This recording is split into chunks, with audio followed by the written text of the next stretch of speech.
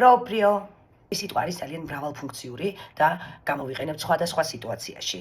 პირველი, როცა გვინდა რაღაც განსაკუთრებულად გამოვყოთ და ხაზი გავუსვათ. მაგალითად, questo è proprio quello che volevo.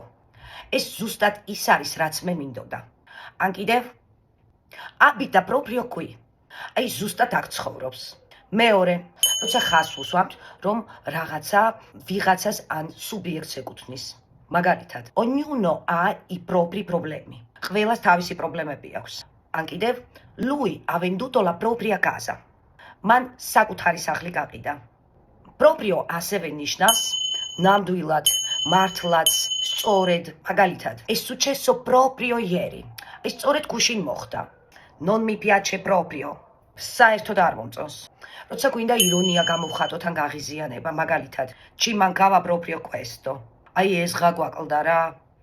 ან კიდევ, ma proprio oggi doveva succedere. მაინდა-მაინც დღეს უნდა მომხდარიყო რა. აქ ინტონაციას ძალიან დიდი მნიშვნელობა აქვს. დღეისთვის სულ ეს იყო. ჩემი გამოწერა არ დაგავიწყდეთ. Ciao.